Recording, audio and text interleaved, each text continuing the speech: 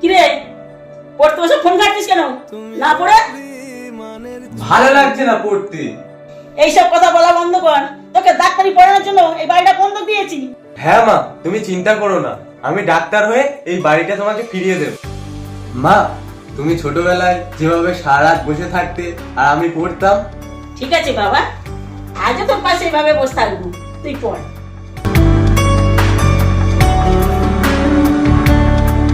তুমি নরম ফুলের গান, তুমি গরম ভাতের ভাব, তুমি অভিমানের চুপ, তুমি কান্না জমা মন। আমি তোমার ছায়ায় ছায়ায় থাকি মা, আমি তোমার চোখের তারায় বাঁচি মা, আমি তোমার